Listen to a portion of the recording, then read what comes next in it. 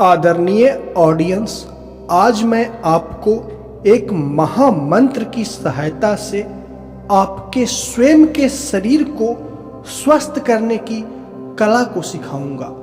यदि आप स्वस्थ होना चाहते हैं तो आपको अपने शरीर के ऑर्गन से बात करने की मनोवैज्ञानिक कला आनी चाहिए। ये बातें आपको बिल्कुल नई लग रही होगी कि लोग तो बातें करते हैं अपनी पड़ोसियों से, अपने परिवारजनों से।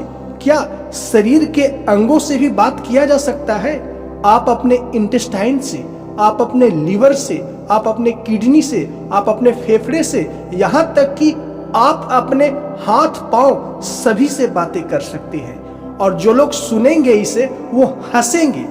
हंस लीजिए, यह हंसने योग्य भी है, क्योंकि नई चीज जब किसी के समक्ष रखा जाता है ना, तो इंसान थोड़ा सा अंदर से हर्षोन्मादित होता है, अंदर से थोड़ा खुश होता है। इसलिए नहीं कि उसे खुशी मिली, इसलिए कि उसके दिमाग में एक पूर्वधारणा होती है किसी चीज के प्रति। और नई बातें, नई सिद्धांत जब प्रतिस्थापित की जाती है तो उस सिद्धांत को तोड़ा मरोड़ा जाता है, उस सिद्धांत को चोट पहुंचता है जो इंसान के मन में पहले से बसी होती है। तो थोड़ी सी हंसी आए, हंस लीजिए। लेकिन मैं जो बातें कह रहा हूं वो बहुत ही ऊंचे स्तर की चीजें हैं। योग के काफी गहरे आयाम में आप प्रवेश करेंगे तो ऐसी बातों से आपको सामना होगा या ऐसा अनुभव होगा कि एक व्यक्ति अपने शरीर के ऑर्गन से कैसे बात कर सकता है। किसी का लीवर खराब है, किसी का किडनी खराब है, किसी का इंटेस्टाइन अच्छे से फंक्शन नहीं कर रहा है, या किसी भी व्यक्ति के शरीर के कुछ भी मूल ऑर्गन हो, जो कोई भी मूल ऑर्गन हो वो खराब है, उसे आज मैं स्वस्थ करने की कला सिखाऊंगा। और उस कला में सबसे पहला है कि आप अपने शरीर के ऑर्गन से बात करना सीखिए। अब देखिए, बात कैसे करेंगे। आपको अपने पड़ोसी से बात करने के लिए कोई वजह चाहिए होता है।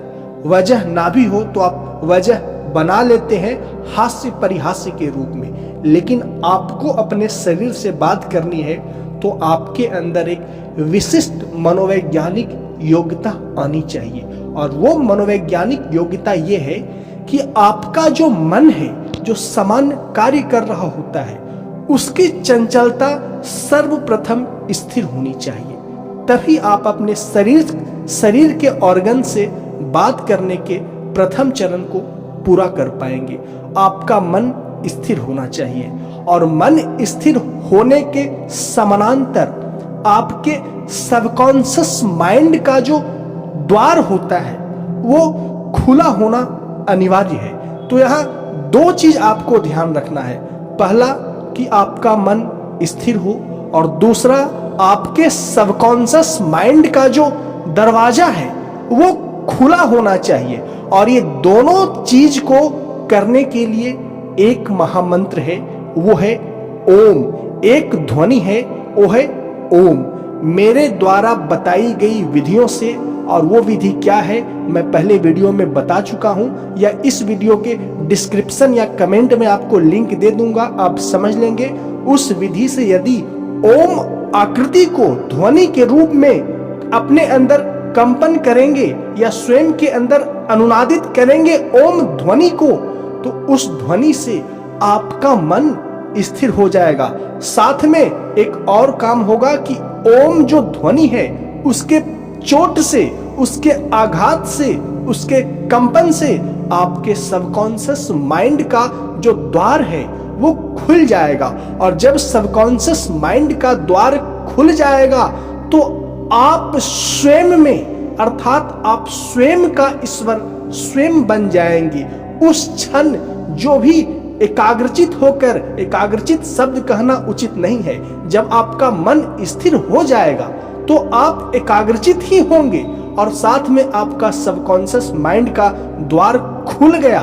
तो इन दोनों स्थिति में आप अपने शरीर के ऑर्गन से बातें कर सकते हैं, सलाह दे सकते हैं कि उसे किस तरह से आज सारा दिन फंक्शन करना है। उदाहरण के लिए, किसी व्यक्ति का पेट खराब रहता है, एक सिंपल सा उदाहरण दे रहा हूं, उसे बहुत एसिडिटी बनती है, पेट में गैस के दबाव से तनाव पैदा होता है। मैं ये उदाहरण के लिए दे रहा हूँ, कई बीमारियों को यहाँ उदाहरण के लिए रख सकता हूँ मैं, लेकिन एक सामान्य सी बीमारी जो सभी लोग झेलते हैं, ताकि इसका प्रयोग आप कर सकें। तो आप आराम से बैठ जाएं और मेरे द्वारा बताई गई विधियों से ओम ध्वनि को स्वयं के अंदर लगभग 10 मिनट तक कंपन करें, अर्थात ओम ध्वनि को स्वयं के अंदर अनुनादित करें। और ओम ध्वनि को स्वयं के अंदर अनुनादित करने के बाद आपका मन स्थिर हो जाएगा। साथ में समानांतर रूप से आपके अवचेतन मन का द्वार खुल जाएगा। और जब मन स्थिर हो और अवचेतन मन का द्वार खुल जाए, वह क्षण बहुत ही ईश्वरीय क्षण होता है। उस क्षण आप स्थिर बैठ जाए ओम ध्वनि के अनुनाद करने के बाद, और आगामी 10 मिनट तक आप अपने सारे चेतना का प्रवाह, आप अपनी चेतना का सारी धारा अपने पेट की तरफ मोड़ दें। ये प्रयोग करने की चीज है। मैं इसे शब्द दे पा रहा हूं, इसमें कठिनाई महसूस कर रहा हूं, क्योंकि ये अनुभव की चीजें हैं, प्रयोग की चीजें हैं, ना कि शब्द देने की चीज है। तो अपनी चेतना का प्रवाह, अपनी चेतना का धारा पेट की तरफ मोड़ दे, और आपका मन स्थिर है, संतुलित है, मन चंचल नहीं है। और मन स्थिर संतुलित क्यों हो गया? क्योंकि आपने ओम ध्वनि को पिछले 10 मिनट तक अनुनादित करते आए हैं, और मन संतुलित के समानांतर आपका सबकॉन्शियस का द्वार भी खुला है। तो उस क्षण अपनी चेतना के प्रवाह को, अपने मन को अपनी पेट की तरफ मोड़ते हुए विनम्रता पूर्वक अपने पेट को सलाह दें कि आज आपको कुछ आवेगपूर्ण व्यवहार नहीं करना है, बस इतना ही कहें, आज आपको स्थिर रहना है।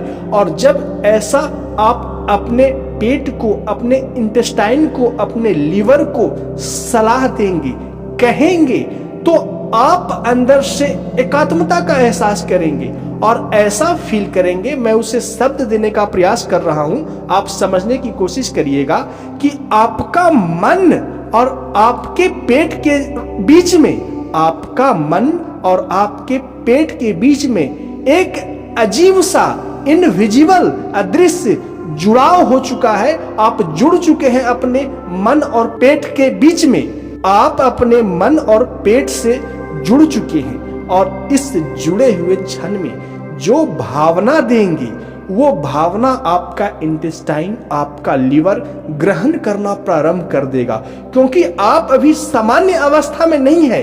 ओम ध्वनि के अनुनाद से आप एक विशिष्ट मनोदशा में चले गए हैं, और वो विशिष्ट मनोदशा, मैं पुनः दोहरा दूं, आपका मन स्थिर हो चुका है, आपका सबकॉन्शियस का द्वार खुल चुका है। और उस वक्त जो भी आप अपने शरीर को सलाह देंगे, आपका शरीर उसे मानना प्रारंभ कर देगा, तुरंत अभी मानना प्रारंभ कर देगा। बस 2 ही शर्त होना चाहिए, आपका मन स्थिर होना चाहिए, और मन स्थिर के साथ साथ सबकॉन्शियस का द्वार खुला होना चाहिए। और ये होगा ओम ध्वनि को, ओम आकृति को स्वयं के अंदर कंपन या अनुनादित करने से।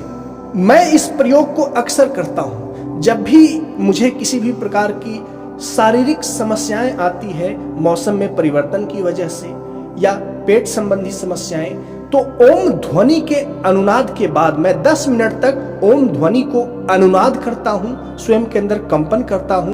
उस वक्त मेरा मन स्थिर हो जाता है, और साथ में सबकॉन्शियस का जो द्वार होता है वो खुल जाता है, अर्थात आपका सबकॉन्शियस माइंड सक्रिय हो जाता है। और इस क्षण अपने पेट को, अपने इंटेस्टाइन को, अपने लीवर को सलाह देता हूं कि आज आप बिल्कुल स्थिर और शांत रहेंगे। बस यही सलाह देनी है, भावनात्मक पूर्ण, कि आज आप स्थिर और शांत रहेंगे, किसी भी प्रकार के एसिड का रिफ्लक्स नहीं करेंगे, अत्यधिक मात्रा में एसिड का सेक्रेशन, स्राव नहीं करेंगे, आप आज बिल्कुल रिलैक्स रहेंगे। और ये सुझाव मैं आगामी 10 मिनट तक देता हूं, और इस 10 मिनट में अपने मन और उस शरीर के अंग से एक गहरा जुड़ाव का एहसास करता हूं मनोवैज्ञानिक रूप से। और उसके बाद मैं पाता हूं कि मेरा पेट सच में स्थिर हो गया, वो अत्यधिक एसिड को रिफ्लक्स नहीं कर रहा है, वो शांत हो गया। इसी तरह से सर्दी जुकाम और अन्य बीमारियों को आने पे भी मैं अपने शरीर के उस अंग से या अपने पूरी शरीर से या अपनी पूरी इम्यूनिटी से बात करता हूं। तो आशा करता हूं मेरी बातों को समझे होंगे, इसलिए इस वीडियो का लक्ष्य पूर्ण हुआ। इसलिए मेरे इस चैनल को सब्सक्राइब कर दे, इस वीडियो को लाइक कर दे। मिलते हैं नेक्स्ट वीडियो में। वीडियो को देखने के लिए धन्यवाद।